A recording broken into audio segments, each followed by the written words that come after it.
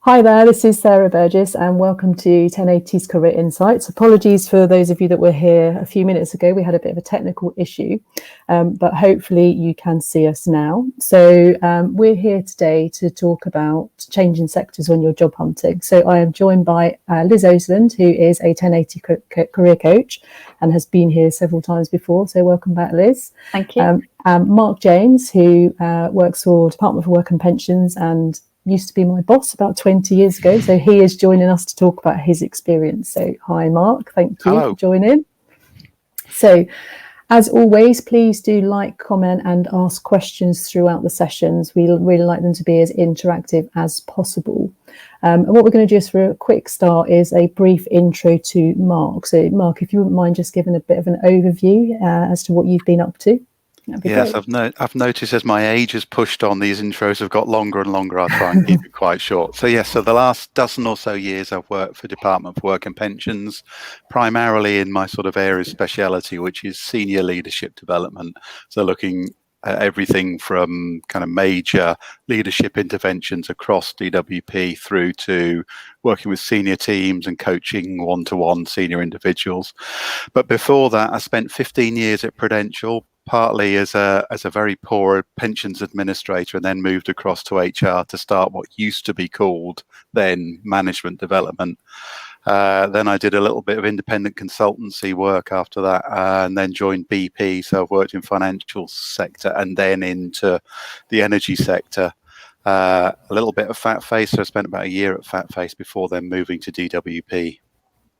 Excellent, thank you. So I can see we have got people watching. Paul says, afternoon all, good to see you, Mark.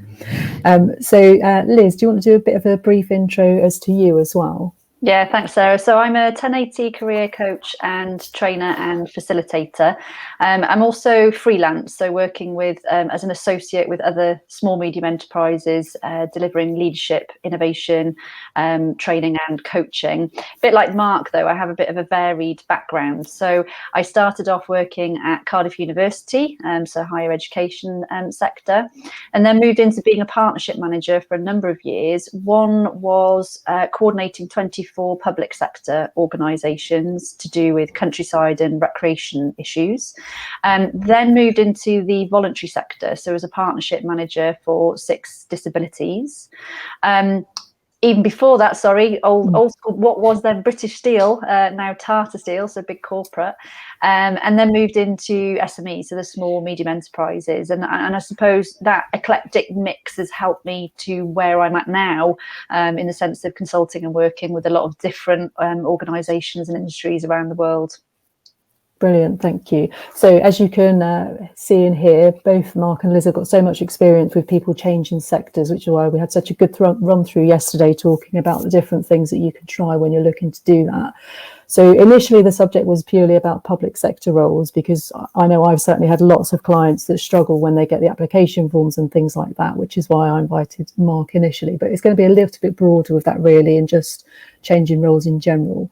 But we will start with public sector questions. So Mark, this will be for you to start with. So public sector roles, where is the best place to look for those kind of roles as they get advertised? Well, there's a couple of bits here as we were picking up yesterday. So the first thing is, if you see adverts on gov.uk on civil service jobs, the good news is that those are genuine jobs. It's probably the best way to look at accessing the civil service. But I think what we were picking up yesterday is just having a bit of an understanding. When we talk about public sector, it covers such a wide range of different things. So if we look at where I am, DWP, we're pushing on, after COVID and the increase in universal credit, we're pushing on 100,000 people in DWP. But I've got friends and colleagues that work at some of the arm's length agencies like Valuations Office and things like that. So it covers a whole range of things. So the public sector does give you a significant opportunity, if you like, to look at the sorts of organisations and the sorts of things that you're interested in. So I think civil service jobs is the place to start, but do look as well, if you're interested, for instance, in board level stuff, do look in the papers for non-execs. All of those sorts of things will be open to you as well. Excellent, thank you. And Liz, have you got anything to add to that? Yeah, I think again we touched on it in our discussion yesterday, but I think networking across any sector is a good place to start, just to get a feel for where are certain organisations at. And also, like corporates, a lot of the public sectors will do a specific recruitment drive at a different time. So, for example, one might do September for graduates looking for particular roles.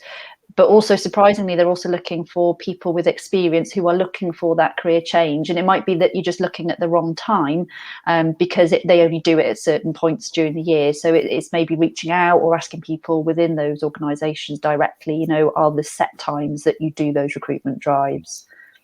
Yeah, brilliant. And I think you mentioned a particular name for your campaigns, didn't you, Mark, yesterday? I might imagine it. Yes, so we talk, as ever, every organisation, every part, every sector seems to have its own.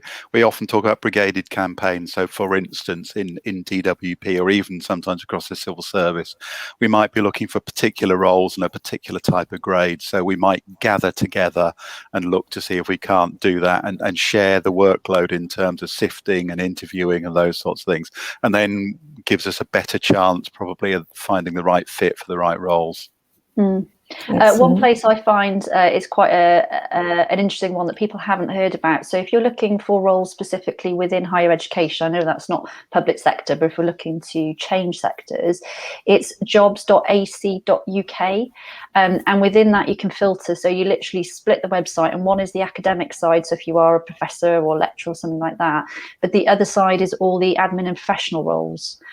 So again, if you're an accountant or project manager or anything like that, it's surprising actually what comes up within those universities and higher education. So that's jobs.ac.uk. So that's not a particularly well-known one either. Okay, that's great. I'll add that into the comments afterwards. So that's really good. And just going back to the point about these genuine jobs, I think when we talked about this yesterday, what you said, Mark, was that it basically means it's been advertised internally and not filled. So it is exactly. It is the case that there's a genuine external job that someone will get. Okay, brilliant. Okay, so in terms of the application process, so I mentioned, I've had clients that have spent hours and hours on application forms. So any tips for the application process and getting into sort of civil service type work? I think this is where Liz and I were kind of in agreement. Good principles for your application form are good principles. So looking for the levels of experience they're looking, they're asking for in the job role, looking to draw those out in your application form or your CV, drawing those out, looking at your personal statement, having a think about the organisation you might be applying for. So although we talk about the public sector, as I indicated, size and kind of role vary hugely. So for instance, the DWP is very much led by policy, and then it's an operational department. So we have over 700 different sites, representing Job Centre Plus. So do have a think about the sort of organisation that you're approaching, not just the press, but go on their website, all of those sorts of things. So I think good practice for applying, understand the organisation you're applying to, understand what draws you towards that role. Those things will stand you in good stead. Okay, Liz, anything to add to that? Probably patience as well. Something we talked about yesterday was that it can often be a much lengthier process, and that's not because they don't want you or anything like that. It's just the thoroughness of it and the paperwork and due diligence that is required. Whereas if you go for a small business, you might have your interview and be offered on the Friday, and if that's your past experience, it's just to have patience with that process. And so if it is something that you think you really want, it's about that perseverance, that it could take 2-3 months potentially, depending on the role and what that level is. Yeah, that's a really good shout, Liz, because there's a requirement in the civil service, both internal appointments and external, for fair and open competition. Yeah. So we have to make decisions for the SIFT that has to be tracked and recorded. Likewise, when you go to the first interview, etc., etc. So there's quite a paper trail, an audit trail to demonstrate that the appointments are fair and open. Yeah, which you can see I put the next question up there, which we've kind of covered now. So is it as lengthy a process as it used to be? So I'm sure I remember clients saying they had to go through all sorts of checks, more so than normal organisations. Is that still the case as well, Mark? Yeah, absolutely. So there's a minimum kind of level of security check as well. And if you happen to be approaching a department like, for instance, the Home Office, then there might be upgraded security checks before you can be allowed in. And even so, I've got a graduate starting. I'm sure some other employers do this, but I've got a graduate starting today. It's her first day, but I meet her for the first time on Tuesday. I have to see that she actually matches her passport photo. So I have to do a visual check before I'm allowed to escort her into the building. So even things like that are important. Right, okay. So there is lots to consider then, is it, compared to other companies? Yeah, and I would say the more, I hate talking about seniority and junior roles, but the more senior the role. So when you're starting to look in civil service terms about grade 7 and grade 6, so just below what is traditionally known as the senior civil service, again, that will be a tougher process. You might find yourself being invited to what used to be called a fireside chat. There might be a different, but it's the job holder having a conversation to see whether there's a good match with you and you'll be a good fit for the team as well. And I suppose going on from that, depending on what the role is, as Mark was saying there, with levels of security checks, if they're saying that DBS, so to be able to work with young adults and children and vulnerable people, you need your DBS or advanced DBS. Now, you might not have had a requirement for that in the past, but if you're willing to pay and it's a small amount, you could actually get that ball rolling yourself, so that doesn't then come at the end where you're being offered and then you have to wait another couple of weeks up to a month to actually put that application in, knowing that hopefully it's all clear for you anyway. So I think there are some things that you can proactively do, and like Mark was saying there, have you got your passport, your driving, do you know where they all are, and all those sort of documents, so that you're not then stalling the process at the end if you're offered the role. Yeah, what about things like exam certificates? Do you need those? Again, I've had clients that have gone, I did my O-levels 40 years ago. I can't find the paperwork anywhere. Is that still required? For some roles, it seems it's been a while since I applied for a job. And as a man who doesn't know where his degree certificate is, I don't believe I had to prove myself, but there may well still be some requirement in some of the other roles. Yeah, okay, excellent. Yeah. Okay, so I think basically what we're saying is it's like any role that you're applying for, essentially, you need to know the job description inside out. You need to be using the right kind of language. You need to be mirroring to some extent and giving good examples. Yeah, and absolutely know the organisation. As I said, the public sector covers such a range. The difference between DWP, between Ministry of Justice and the priorities of those organisations. So if you can understand a little about what's going on for them. So, right now, understanding that DWP is under significant pressure as the uplift in universal credit is removed. Understanding those elements also might give you a factor. Those things can intrude as well on the process itself and extend the process. Okay, good point. Okay, so is there any truth to the idea that there's a type of person who applies to the public sector? So again, talking about this yesterday, and I know that I've had lots of clients that have been maybe moving out of the public sector or looking for their next job in, and they've kind of all talked about this idea of giving something back. So do you think that's a fair assessment? It's a very good question. It's not a requirement. What I would say in my experience in DWP, because we get out and about a fair amount. So in the days before COVID, when we used to go out and run events, what we would find is a significant number of people. We did something asking about why they were here, the things that really mattered to them. And I would say, particularly in our operational departments, those that work in job centres, contact centres, close to 50%, I think, of the responses we got said, I want to make a difference. And of course, if you're sat as a job coach opposite someone trying to help them get a job, you can absolutely understand that. It's not a requirement. There are still people who come to the civil service and want to do a good job, but they're not driven by a public sector ethos. So it's not a requirement. But I think, probably similar to the third sector, there are significant numbers of people who absolutely, and you will find people whose families have been part of the public sector too. Okay, and Liz, anything to add to that from your other places Yeah, you've I worked? think, there can be a lot of preconceptions or maybe biases as to what type of people work in different industries. And I think for me, it's very much around, and this is my own experience because I have worked in higher education, voluntary sector, public sector, SME, corporate. For me, every time I moved, it was about that role and the fit with the people that were interviewing me and what that particular project that I was going to be working on and that surrounded me. And that was my driver and my passion piece at that moment in time. And I think, COVID has sort of given us that everything doesn't have to be forever and for life. And a lot of people are looking to make that move or career move because it suits them right now because they've had that time to reassess. But like with everything, if that cultural fit isn't there, if you decide actually this isn't for me, then you have choices, and you decide what you want to do with that. So I think, it is about matching those strengths and the talents and what your values are, and is that fit there? And really, the industry is irrelevant what sector that is. I would say the other thing to bear in mind, particularly for senior roles, you're likely to bump up against policy in many departments, again, in the civil service. So if you are the sort of person who finds it difficult to bite your tongue and express a view on politics, you may find that it is an important factor. I joke about it, but it is an important factor. Our role is to implement policy and guide ministers and advise ministers, but in the end they make the decisions. So for relatively senior roles, you may well find yourself bumping up against ministers and giving advice, but implementing things that you don't necessarily agree with. So it is a factor.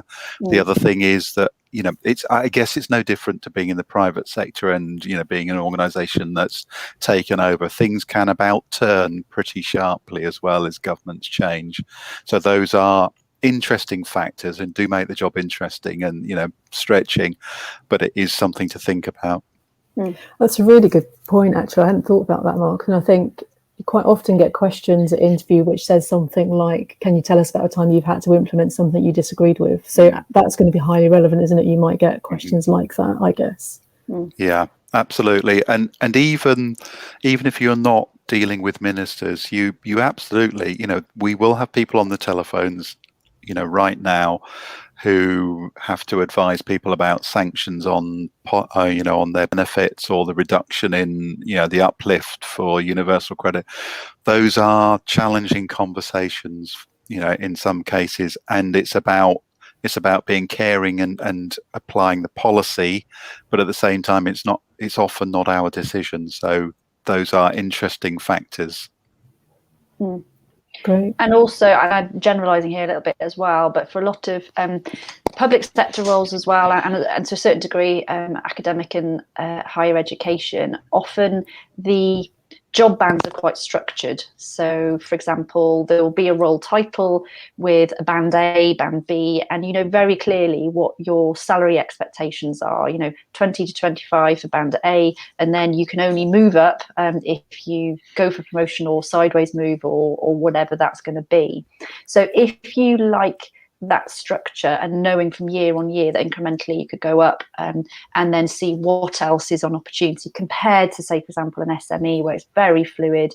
You might not know from left to right what salaries people are on or what your opportunities are. I think if we're talking about a type of person, then that might suit somebody who prefers that structure a little bit more. But that would be my only comment on type of person. Other than that, is that values fit. Excellent. And I think just to go back to what you said to start with, so you don't have to be a type of person, but I guess if you are, or if that's the impression you're trying to give, you need to have examples. So it's no good just saying, I want to give something back. You need to come up with some examples of how that might be in relation to the job you're going for. Absolutely. Okay, brilliant. Okay, so sort of leading on from that, Mark, I saw the values that are shown in diagram form on your email signature. So is that something that would be useful for people to prepare for an interview, so sort of knowing the values of the organisation? Yeah, absolutely. And actually, it's my team of 4 that have uncovered those values and then created the statements and rolled them out. So that's our current piece of work. Absolutely, it is. It taps in a little bit to that thing about understanding the purpose of the organisation, understanding a bit about it. And again, it probably it does apply, doesn't it? Public and private sector, understanding a little bit about the organisation. But those bits of investigation, I guess it's where LinkedIn comes in as well. Are there connections in DWP where you can get an honest view about the organisation? You know, they could talk to you a little bit about the values. How do they show up for the organisation itself? So I think all of those little bits, and I've touched on it just now, the advantage of the public sector is it's often in the press. So reading a little bit about what's going on, you know, I'm sure it's a very interesting place right now in the Home Office, you know, with the applications from Afghanistan. So understanding that, it also gives you a bit of an insight. Often, you know, in the public sector in particular, Home Office, DWP, MOJ, Ministry of Justice, sorry, that there is this kind of twin track. So policy that's been devised by ministers and supported by the civil service, but then the operational element of putting that into practice. So understanding bits about what's going on in universal credit or what's going on in the court services, all of those will show you have taken the time to understand what might be going on for the organisation. And better still, when you get asked that cracking question at the end, have you got any questions for us? Being able to ask an intelligent question about, tell me a bit more about the Afghan, you know, applications to stay. What does that mean for you as an organisation? How is it feeling in the organisation? Those things obviously show that you really have done your research. Excellent. Anything to add to that? I think it's touching on what Mark mentioned earlier about how the public sector is so huge. You can go from, you know, the NHS to defence to Department of Work, you know, and the list goes on and on and on. So I think that whole values thing, that if the public sector for whatever reason is something you want to get into, it is so vast. You can properly match that with what your interests are, your passions are, that role would be easy for you. Because like Sean was saying, that Mark was saying there, that if you're you know, interested in, say, Afghanistan world issues and things like that, then align yourself with that department that will be dealing with those issues. Brilliant, thank you. I've just seen a message come through from Catherine, so I'm hoping that Catherine's going to be on next week to talk about interviewing as a candidate. So thank you, Catherine. So I'm glowing. It's a few days in Cornwall. Thank you. Okay, so Mark, what is it you like about the public sector or civil service in particular? Well, I think the first thing is that I was very lucky. I saw a job description when I first joined DWP that felt like I had written the job description. So it talked about supporting senior civil servants and doing everything from looking at behavioural change and individual coaching right through to senior team development, which were all the things that really drew me. But what I've found having got there is two things. One, you know, I'm lucky I've landed in a department where it feels like a good fit. But there have been times, honestly, when leadership has not felt, you know, which is my gig, has not felt like necessarily the priority for the organisation. But because it's so big, we have always found, you know, directors, deputy directors who are interested in the work we do. So there is always space to operate and do good work, even when it doesn't feel necessarily as if other people see it as important as you. So that's one thing. I think the other thing is that there's a mythology. I think there's an element of truth to, you know, this wouldn't happen in the private sector and those sorts of things, but the opportunities are huge. Who wouldn't want to be involved in resolving the IT system for, you know, an organisation with 22 million customers, which is DWP? So who wouldn't want those opportunities? Who wouldn't we? You know, I know a 24-year-old who is leading over 1,000 people in one area of the country, you know, paying claims, getting people into jobs. So those opportunities are there. And the other thing that we were talking about yesterday, myself, Liz and Sarah, is once you get into the civil service, what you realise is it's not just opportunities in the department you've landed in, but you start to see how many different roles and different departments there are and different sizes and different things that might draw your attention. So those opportunities open up again. Excellent. And Liz, observations from you and your experience? Yeah, it's interesting. I've never directly worked in public sector. However, I've worked in partnership with, and obviously done executive coaching, career coaching and training to the public sector. And I think for those people that I've worked with, there is, and I mean this, a true passion and belief in what they do that is different to what I've seen in the corporate world. True belief in almost like that mentality of I'm here to serve. I think is the difference. Yeah, and I've definitely seen that with clients that I've worked with from the NHS as well, in particular. They don't want to leave. They absolutely love it there in general, and it is because of that real, can almost tangibly see what they're doing to help. Yeah, absolutely. I mean, I can honestly say I've been very lucky. I'm in a trade that a mentor got me into, the leadership development. So I love what I do.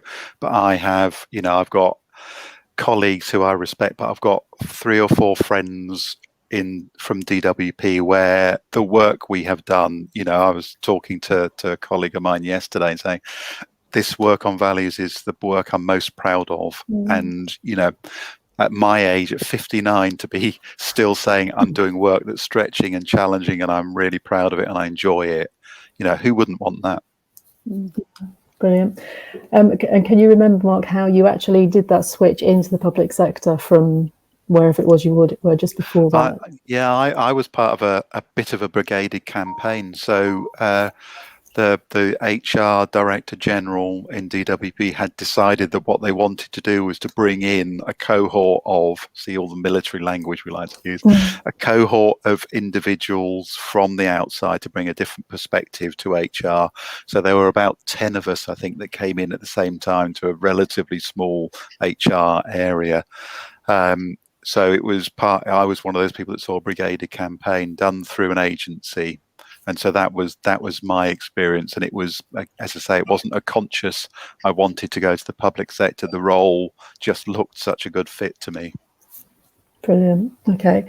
And you sort of loosely mentioned this term fireside chat earlier on. And I think yesterday when we spoke, we said it seemed to be similar to the idea of informational interviews in that you're looking to get into an organisation. So it may be about identifying people who you might be able to have a chat with. And it's a bit like a coaching chemistry chat almost, because it's it is two-sided. So I had one with the person who was going to be my director, so I wouldn't report into her directly, but she was able to kind of feel out what it was that had drawn me to the role, a little bit about my experience, but it was as much a chemistry conversation. Can I work with this person? If I bring this in, will they be a good fit? And it also allowed me, it was a woman called Dawn, it allowed me to think I could definitely do business with this woman. So it tends to be for those more senior roles, but it's absolutely about a two-sided element, because at that point if I had not felt it was a good fit, I wouldn't have carried on, I'm sure. Yeah, that's great. And we touched briefly on LinkedIn yesterday in that lots of people I've spoken to who work within sort of civil service have said, they're on LinkedIn, but they don't use it because they don't intend on leaving or, for whatever reason. So we were sort of saying it's still good to be able to find people like that, but I guess don't expect them to be active particularly. Yeah. I think that's spot on, as someone who probably is a little bit out of date. But then I also get a bit frightened by adding a line saying leading on values. Then you get 47 congratulations on your new jobs. Well, I can show you how to switch that off now. And Paul's saying there, like that term, coaching chemistry. Mark. So thank you for that. So I can see we have had a fair few people watching, so that's really great. Hopefully it's been a really useful session for you.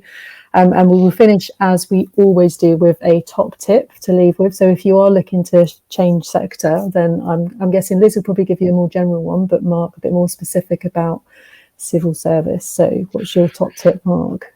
I think have a look at the departments that draw you, so areas that are of real interest to you, because, as I say, so many people in our civil servant roles, are drawn by the public sector ethos. So being in somewhere that believes in the role we play in DWP or in the Home Office, I think that will absolutely stand you in good stead. Brilliant. Okay, and Liz? And just repeat what I said earlier, really, around that, you know, if it feels right and the values match that we talked about and the culture and the team that you're going to work with, then it's likely that that will work and be successful for you. I think for me personally, having worked in so many different industries, it's almost like it's given me that accelerated learning of having experienced voluntary sector, higher education, working in partnership with public sector, corporate, SME. And I couldn't be where I was if I hadn't had that broad experience. So sometimes acceptance well, it's that moment in time. So if it works for you right now, whatever industry that is, then that's right for you. Brilliant, thank you. Okay, so I think as most of our sessions, we talk a lot about tailoring your application for the role you're going for, and I think that applies here more than anything. So thank you again for joining us, Mark, and thank you, Liz. You're welcome. Thank you. And next week, not exactly sure on the topic, but I think, hopefully, Catherine, who just popped up earlier, might be coming on to have a chat about what it's like to be a candidate interview. So looking forward to that. But anyway, I'll be back next Wednesday at 12. So thank you again for joining, and I will answer any questions that come up later on the chat. So thanks again. See you next week. Bye. Take care. Bye. Thanks all.